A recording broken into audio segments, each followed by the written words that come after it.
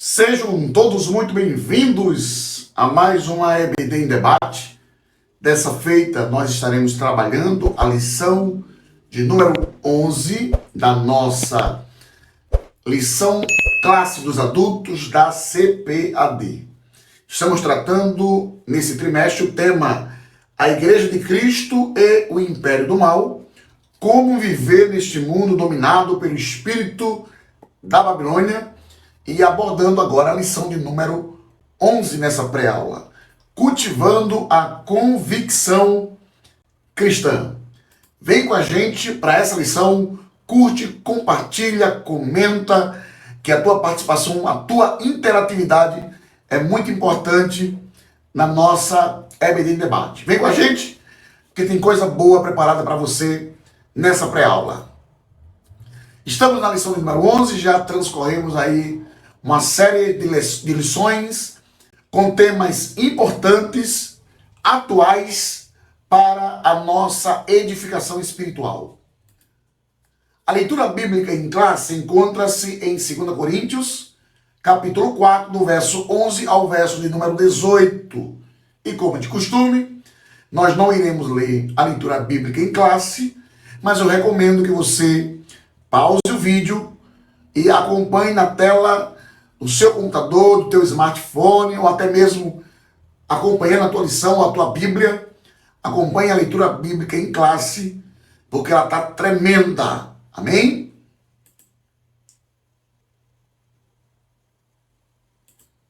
Bom, o texto áureo encontra-se em 1 Tessalonicenses, capítulo 2, versículo 3, que diz: porque a nossa exortação não foi com engano, nem com imundícia, nem com fraudulência.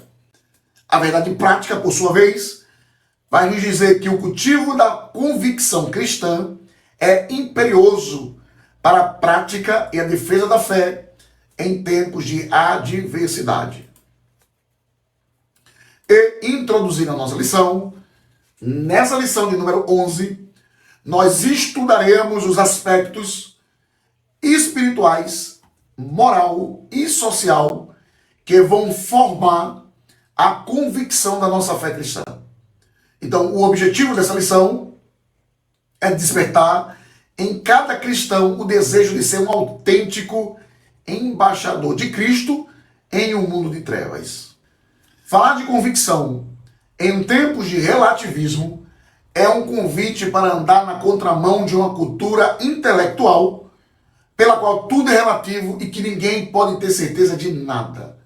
Então, você se manter convicto da tua fé cristã, pode ter certeza que você está na contramão de todo um sistema globalista e relativista desse sistema mundano. Então, a dúvida é praticamente um dogma em muitos desses setores da sociedade. Por isso, nessa lição, nós vamos ter a oportunidade de refletir a respeito da convicção cristã. Vem com a gente, porque eu quero que você reflita nessa frase, nesse texto, que foi extraído do subsídio do pastor Daladier Lima, e que eu acho muito pertinente e muito importante essa reflexão. Ele diz o seguinte: alguém já disse que Satanás é vencido primeiro no quarto, em casa, no íntimo, para só então ser vencido nas ruas. O exemplo do Senhor Jesus é lapidar. Primeiro ele lutou contra o inimigo num deserto, onde não havia ninguém a observá-lo, para só então vencê-lo na rua ou nas ruas. Preste atenção nisso. A exemplo de Jesus no deserto, ele lutou primeiro contra o diabo, no deserto onde não havia ninguém, para só então depois ele poder vencê-los, ou vencê-lo na rua. Então é muito interessante essa abordagem, essa reflexão que o pastor Daladier Lima traz como subsídio também para essa aula. Então vamos lá, vamos para o tópico 1 da nossa lição. Vamos tratar sobre convicção espiritual, uma vez que vamos tratar sobre convicção espiritual, moral e social. E o tópico 1 vai falar sobre essa convicção no sentido espiritual. Então, o primeiro subtópico vai tratar sobre o poder do Espírito. Não tem como se fazer um trabalho de evangelização, um trabalho de missões, um trabalho de pregação do Evangelho, sem que haja demonstração do poder de Deus, sem que haja a operação do Espírito Santo, porque o Espírito Santo é quem convence o homem do pecado, da justiça e do juízo. Então, Paulo, por orientação divina, pregou o Evangelho na Europa. Paulo teve uma visão em que um homem lhe dizia: passa a Macedônia e ajuda-nos. A partir dessa revelação, a mensagem da cruz foi anunciada em Filipe e depois em Tessalônica. Ele anunciou o Evangelho em Filipos e depois na Tessalônica. E é importante deixar claro que o apóstolo não pregou o Evangelho com um mero discurso racional. É muito importante falar isso, uma vez que já falamos no início que o Evangelho é o poder de Deus. É o poder de Deus. Então, Paulo não pregou o Evangelho com um mero discurso racional e intelectual, mas, sobretudo, em poder, no Espírito Santo e em plena convicção. E isso faz toda a diferença. Então, nesse mapa, você pode ampliar sua tela e você vai vislumbrar todas as viagens missionárias que Paulo ele realizou. A Bíblia relata 3 viagens missionárias, e dessas 3 viagens missionárias e uma para Roma, ele passou por 27 cidades. E em cada cidade houve um acontecimento notável e importante através do poder da pregação do Evangelho. Então, como vai dar para a gente trazer todo o subsídio acerca dessas viagens missionárias de Paulo, até porque não é o foco total da nossa lição, nós queremos deixar apenas como um subsídio que você procure um pouco mais essa imagem. Você consegue achar facilmente no Google as viagens missionárias de Paulo e você vai vislumbrar cada cidade em que Paulo passa pregando o Evangelho. Então, na ausência de convicção espiritual, a palavra de Deus ela é reduzida a um mero intelectualismo humano e seu resultado é ineficaz na transformação de vida. Imagine se Jesus, quando veio à Terra a pregar o Evangelho, se ele apenas fosse um homem intelectual. Imagine se ele pregasse o Evangelho apenas de maneira intelectual. Não surtiria o efeito que surtiu durante os seus 3 anos de ministério. O ministério de Jesus foi um ministério impactante, de demonstração de poder, de transformação de vida, e os apóstolos também seguiram nesse mesmo caminho, porque receberam de Cristo a promessa desse poder, dessa presença do Espírito Santo quando fossem pregar o Evangelho. Então, uma vez que essa ausência de convicção espiritual existe na palavra de Deus, então tudo não vai passar de intelectualismo humano. Porém, é fato a gente trazer isso à tona. Uma grande questão que surge é que estratégias não podem substituir a dependência de Deus. É importante que as igrejas, que as comunidades cristãs, que os grupos de evangelismo criem suas estratégias de evangelização, mas que, sobretudo, essas estratégias não substituam a dependência de Deus e do seu Espírito Santo. Então, quando invertemos essa ordem de prioridades, ficamos a lutar sozinho. A pregação do Evangelho não é apenas um ato de convencimento intelectual, mas acima de tudo espiritual, porque a Bíblia é clara que quem convence o homem do pecado, da justiça e do juízo é o Espírito Santo de Deus. A Bíblia deixa claro isso, ok? Então, evidentemente, não podemos abrir mão do conhecimento, é fato, do conhecimento teórico. É importante que você conheça as Escrituras, uma vez que ela vai ser a tua arma de guerra. Ela vai ser o teu objeto de trabalho. Então é importante que você conheça o Evangelho, é importante que você conheça a palavra, é importante que você conheça versículos chaves para poder pregar o Evangelho. Então, esse conhecimento teórico ele é importante, na pregação. Porém, nunca, e a gente destaca aqui a palavra nunca em letras garrafais, devemos esquecer que quem convence o pecador é o Espírito Santo de Deus. Você pode ser o mais eloquente possível. Você pode ter o dom da eloquência, o dom da palavra. Você pode ter a melhor oratória, os melhores cursos de homilética, mas você nunca vai convencer alguém a ter uma vida transformada pelo Evangelho se não for através do Espírito Santo. Paulo, em Paulo, é importante destacar isso, une-se o conhecimento teórico. Paulo era fariseu, aprendeu aos pés de Gamaliel. Então, ele tinha um conhecimento teórico do Antigo Testamento, ele tinha um conhecimento da sabedoria grega, ele era intelectual, ele tinha conhecimento da retórica, da dialética e um sem números de habilidades para formar aquele que seria o maior dos apóstolos. Então é importante esse conhecimento teórico, é importante essas técnicas, essas estratégias, mas que não venham substituir a dependência que temos de Deus e que essas estratégias, que essas habilidades se tornem o quê? Prioridades. O que deve ser prioridade é essa dependência do Espírito Santo de Deus, sabendo que é o Senhor quem promove no homem, sabe, uma transformação genuína através da sua palavra. O segundo subtópico vai falar sobre a confiança em Deus. Então, em Filipos, Paulo e Silas foram publicamente espancados com varas e lançados no cárcere após o anúncio do Evangelho. Após essa severa provação, não esmoreceram, mas impelidos pelo Espírito Santo, vieram a Tessalônica. Em Tessalônica, em meio às suas lutas e com ousada confiança, anunciaram a Cristo. Somos encorajados a não desfalecer na pregação do Evangelho, mas confiados em Deus, jamais recuar mesmo diante de ameaças.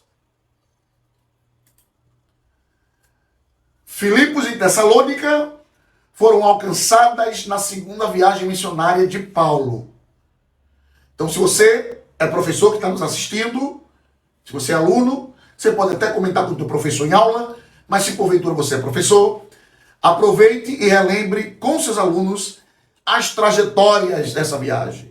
Nós já mostramos um mapa lá atrás que vai circundar todo o percurso que Paulo fez durante as suas viagens, foram 27 em torno, de lugares que ele passou em 3 viagens missionárias e uma viagem a Roma, e cada viagem teve um acontecimento. Então, uma vez que estamos falando de Filipe e Tessalônica, que são inerentes da segunda viagem, alguns episódios ocorreram durante essa segunda viagem de Paulo, tá? Essa viagem missionária que está justamente relacionado nessa segunda coluna. Então, essa coluna, dá uma pausazinha no vídeo e comenta aí, dá uma lida nesses episódios que ocorreram durante essa viagem missionária de Paulo, ok? Seguindo para o subtópico 3, uma vez que a gente tem a ciência que é preciso estarmos convictos da nossa fé cristã e que devemos pregar o Evangelho através do poder de Deus e confiando em Deus, é preciso também destacar que é necessário ser fiel, ter fidelidade na pregação do Evangelho. Isso, ultimamente, tem sido muito vilipendiado. A fidelidade à pregação do Evangelho tem sido escassa, mas graças a Deus que ainda tem homens e mulheres de Deus que são fiéis ao que está escrito na sacrossanta palavra de Deus. Então, Paulo assegura que o Evangelho anunciado não foi com engano, nem com imundícias e nem com fraudulência. Paulo prega o genuíno evangelho. E, infelizmente, no presente século, diante de todo esse relativismo, diante de todas essas ideologias progressistas, infelizmente, muitas igrejas, muitos pastores, muitos pregadores têm se enveredado por uma infidelidade na pregação, visando muitas das vezes pecúnias, visando muitas vezes vantagens, visando muitas vezes as gorduras das ovelhas. Quem me ouve, entenda. Então, queridos, é preciso ter muito cuidado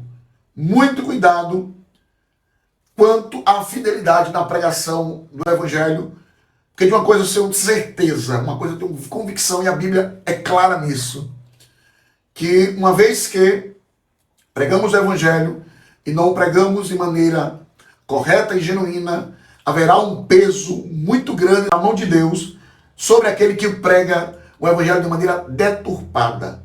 Haverá uma cobrança de Deus muito séria. Então é preciso ter muito cuidado, porque o peso, existe uma responsabilidade que pesa sobre aquilo que nós falamos através da palavra.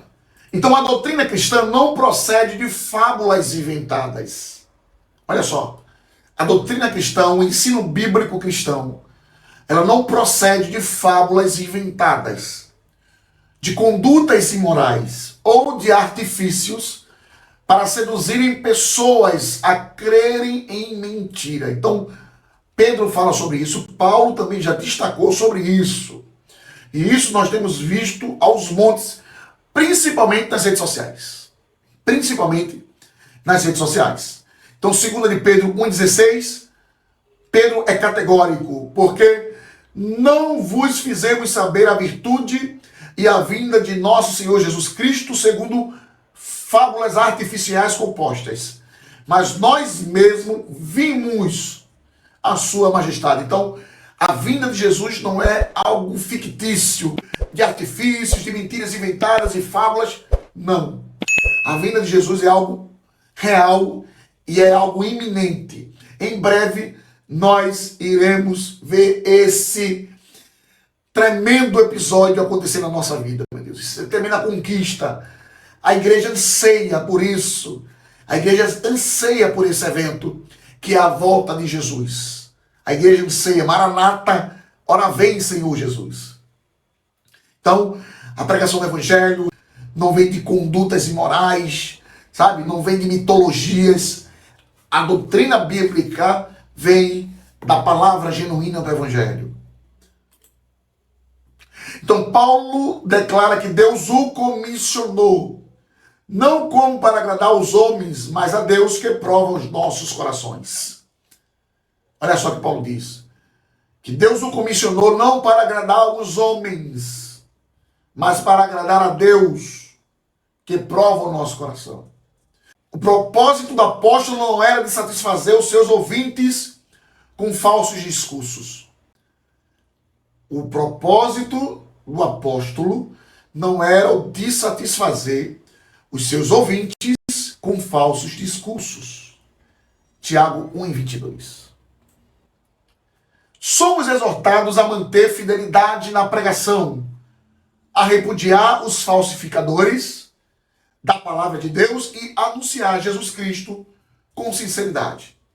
2 Coríntios 2:17, porque nós não somos como muitos falsificadores da palavra de Deus. Antes falamos de Cristo com sinceridade, como de Deus na presença de Deus. Hoje não é diferente. Infelizmente, o que Paulo vivenciou em seu tempo, nós estamos vivenciando agora nesse tempo pós-moderno. Infelizmente, muitos desses mercadores da fé, esses falsificadores, encontram abrigos até mesmo nas casas pastorais, se aproveitando da hospitalidade da liderança para engordar seus lucros.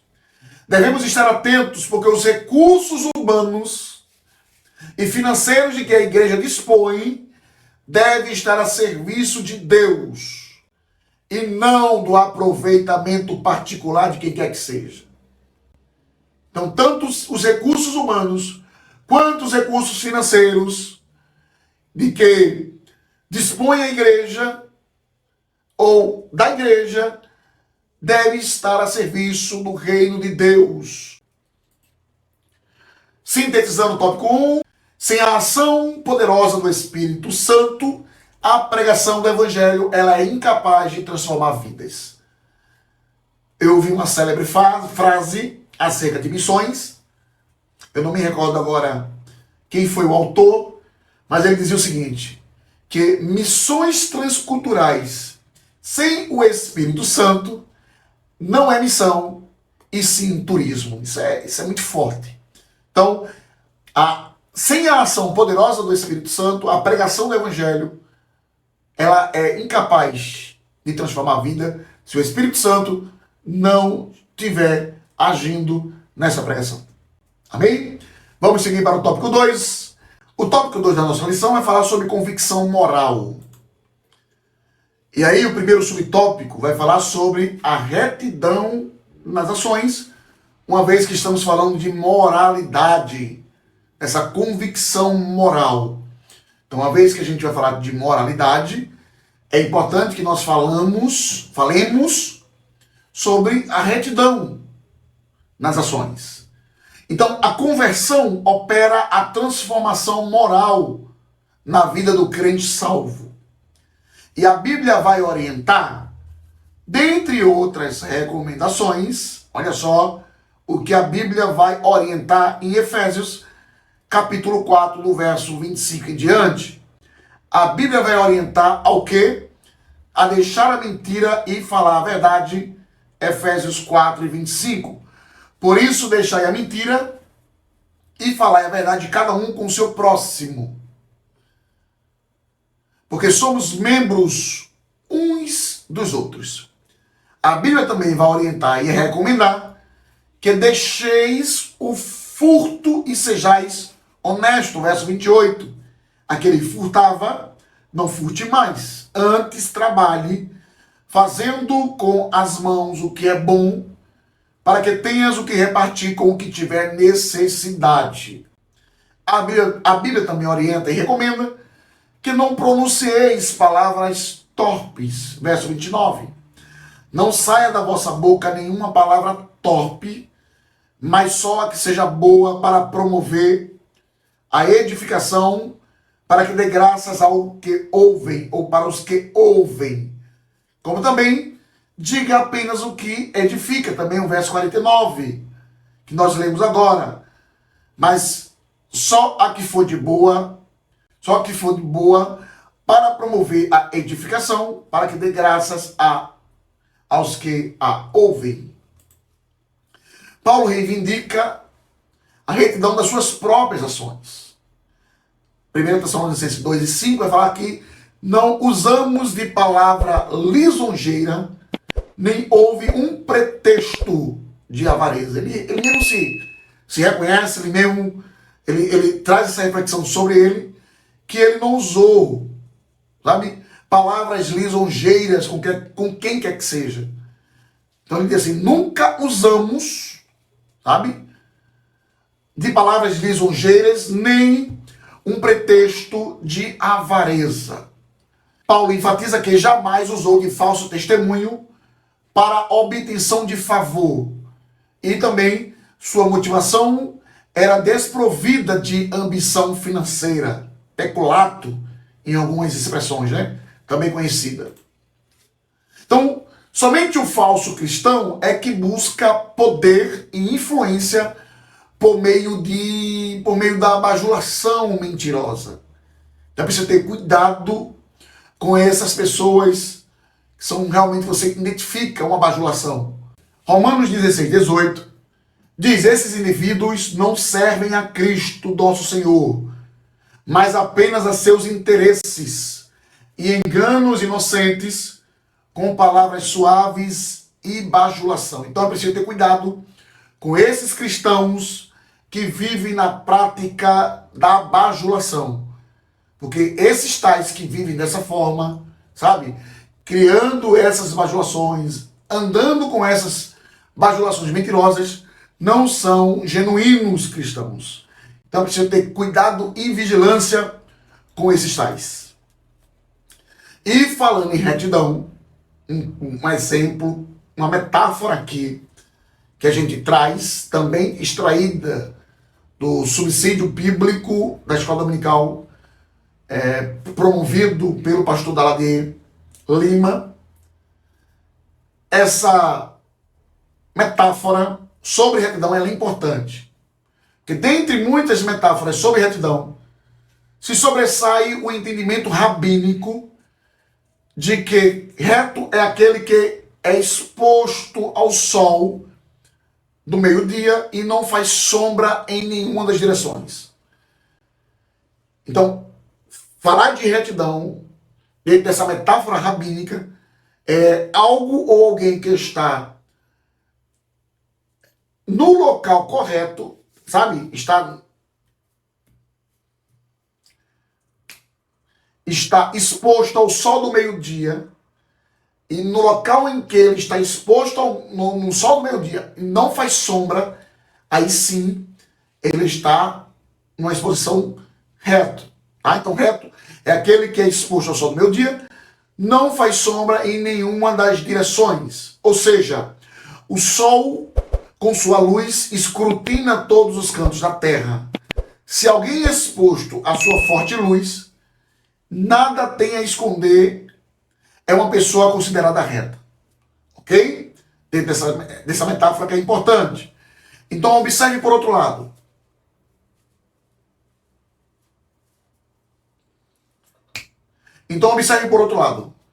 Que o sol faz uma inspeção rotineira. Tá? Então, todos os dias, até mesmo naqueles dias de chuva, ele lança seus raios sobre a terra. Então, retidão não é uma posição temporária. A pessoa se encontra no eixo, de maneira que ela se encontra assim, no centro e não se faz sombra em nenhuma das direções. Então, retidão não é apenas uma posição temporária, mas uma preocupação constante e rotineira. Então, a retidão, pois, é um estado espiritual muito difícil de ser alcançado, mas deve ser almejado por todos os servos de Deus. Então sejamos retos e busquemos a retidão. Não é algo impossível, é algo possível, mas que requer muita dedicação, muita constância, muita rotina, certo? Então que sejamos retos e busquemos a retidão. Bom, o segundo subtópico vai falar sobre a reputação ilibada. Então considera-se portadora de reputação ilibada a pessoa reconhecida com idoneidade moral. Então Paulo avalia sua reputação com essa frase: não buscamos a glória de homens, nem de vós, nem de outros. Então Paulo é categórico, que no interesse dele não é buscar a glória de homens ou de quem quer que seja. O interesse dele é agradar aquele que o comissionou, aquele que o escolheu, aquele que o chamou para a sua glória, para o seu esplendor, para a pregação do evangelho. O intuito de Paulo é agradar aquele que o alistou para a guerra, para o combate. Então a conclusão é clara. Os que aspiram fama e prestígio caem em tentação. Então a conclusão é clara. Os que aspiram famas e prestígios caem em tentação e maculam o evangelho. Então cuidado, porque o que mais se tem nas redes sociais é isso. Pessoas em busca de likes, pessoas em busca incansavelmente de inscritos e seguidores, e acabam deturpando o evangelho, a pregação do evangelho, para satisfazer os seus ouvintes. Tenhamos cuidado, tenhamos muito cuidado. Que ele cresça e que nós diminuamos. E o terceiro subtópico, para a gente finalizar o tópico 2, falando sobre essa convicção moral. Ter uma vida irrepreensível implica ter obediência nas questões morais, atitude de retidão exemplar e conduta sem motivo de reprovação. 1 Coríntios 9, 16 a 23 vai falar sobre isso, vai mostrar um exemplo de uma vida irrepreensível. Denotam um padrão de comportamento para com Deus, para com os homens e para consigo mesmo. 1 Coríntios, capítulo 9 e versículo 27. Antes subjugo o meu corpo e o reduzo à servidão, para que pregando aos outros, eu mesmo não venha de alguma maneira ficar reprovado. Paulo é muito categórico, muito ético, muito responsável com a sua fala, com o seu ensino. E o que ele fala, de fato, deve permanecer com ensino puro e genuíno para a nossa vida. Não adianta a gente pregar o evangelho, pregar tanto, ensinar tanto, doutrinar tanto, e a gente mesmo ser reprovado por aquilo que a gente prega. E o adjetivo irrepreensível denota uma conduta que não pode ser censurada. Então, quando se utiliza o termo ou adjetivo irrepreensível, vai denotar uma conduta que não pode ser censurada. Nesse contexto, o apóstolo invoca a Deus e a igreja em Tessalônica como testemunha de sua postura santa, justa e irrepreensível. Então, quando ele fala de irrepreensível, quando ele ensina isso para a igreja, porque de fato ele vivencia essa verdade e o seu ensino. E ele invoca a Deus e a igreja em Tessalônica como testemunha de sua postura. E a pergunta fica: como é que a igreja tem visto a sua postura? Como é que a sociedade tem visto a tua postura como crente, como servo de Deus? Como é que as pessoas podem te julgar, podem te analisar e dar testemunho de você como servo de Deus? Pense nisso, reflita. Não só você, quanto a mim também. Bom, sintetizando o tópico 2, o crente regenerado possui uma conduta de retidão e uma vida irrepreensível. Então, como servo de Deus, uma vez salvo, nós somos regenerados e precisamos possuir uma vida com uma conduta ilibada, uma conduta de retidão e uma vida irrepreensível. É isso que o Espírito Santo, que Jesus, que o Senhor espera de nós como servo de Deus. Então, vamos para o último tópico.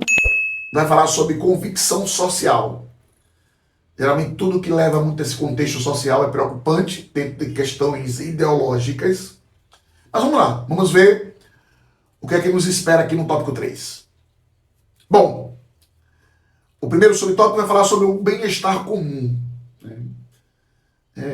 Já ouvi de várias pessoas, já vi alguns debates, onde muitos, principalmente aqueles que são defensores ideológicos da pauta progressista, das pautas comunistas, que afirmam contundentemente que Jesus era comunista, que os apóstolos eram comunistas, porque em Atos a Bíblia declara que tudo era muito comum entre eles. E embasado nisso é que algumas pessoas acreditam que Jesus era comunista. Isso tem nada a ver com o que as pautas comunistas e progressistas pregam.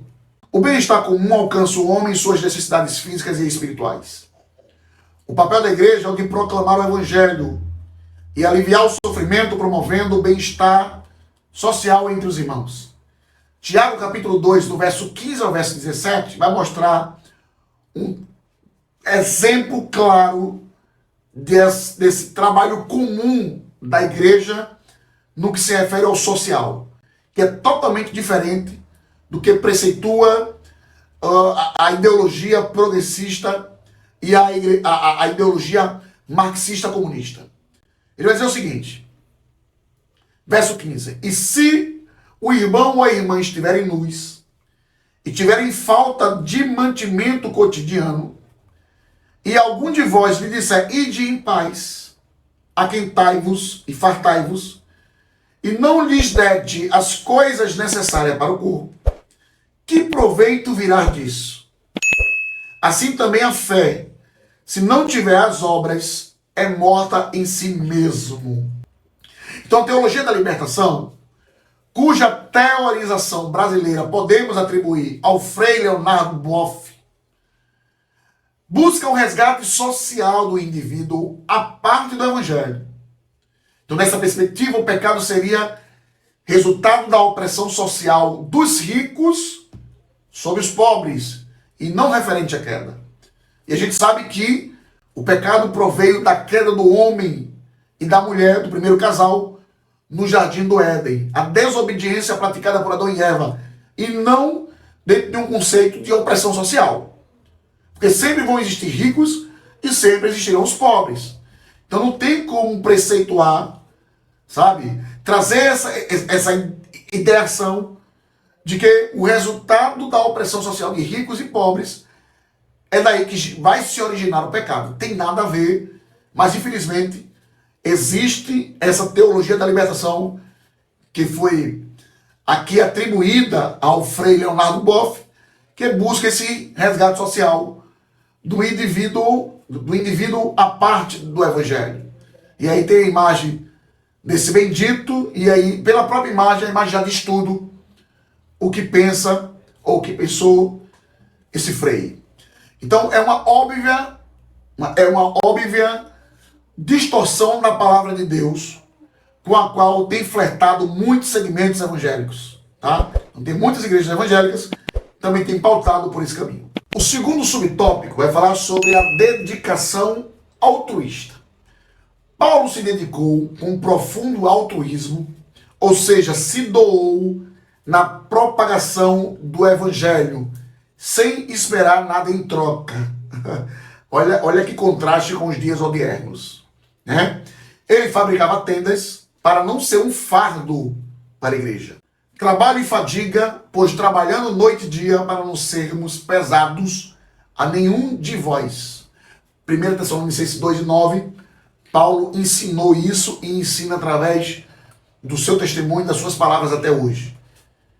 A importância de trabalharmos, sabe, noite e dia, se possível for, para não sermos pesados aos nossos irmãos. O enfoque memorável do ministério paulino é buscar a glória de Deus em qualquer coisa que faça. Ao contrário dos aproveitadores, daqueles que se tornaram ricos do trabalho do Senhor e que fazem sempre algo em troca de receber alguma coisa. Então você vê que existe hoje esses aproveitadores, interesseiros, mercadores da fé, que só pensam em fazer alguma coisa tirando vantagem. Então, Paulo já falava sobre isso. Que a glória dele é justamente agradar a Deus, é buscar a glória de Deus. Então esse era o desejo de Paulo, essa dedicação altruísta, e que ele trabalhou dia e noite para não ser pesado para o seu irmão, embora ele também recomendasse que aquele que trabalha no evangelho viva do evangelho. Então a Bíblia não condena a provisão financeira para os obreiros, de maneira nenhuma. Paulo foi muito categórico quanto a isso. O próprio Paulo escreveu, 1 Coríntios 9,14, que aos que anunciam o evangelho, que vivam do evangelho. E também falou em 1 Timóteo capítulo 5, versículo 18, que digno é o obreiro do seu salário. Olha só, então a Bíblia não condena de maneira nenhuma a provisão financeira para os obreiros, para aqueles que dependem do evangelho, para aqueles que pregam o evangelho, para aqueles que dedicam-se integralmente à causa do evangelho. Então o altruísmo cristão, ou seja, o amor sacrificial, o trabalho voluntário e desprendido são essenciais para o crescimento do reino de Deus. E, sintetizando o tópico 3, a convicção social presente na vida de Paulo era um exemplo para a igreja do Senhor. Então a convicção social presente na vida de Paulo era um exemplo para a igreja. E concluindo aqui a nossa lição, nós concluímos que Paulo foi submetido a uma série de provações durante o seu ministério. Concluímos também que ele nos deixou exemplo de intensa convicção de nossa eleição em Cristo. Concluímos também que destaca-se convicção espiritual resultante do poder do Espírito, convicção moral como reflexo do temor de Deus e sua convicção social demonstrada pela abnegação em servir.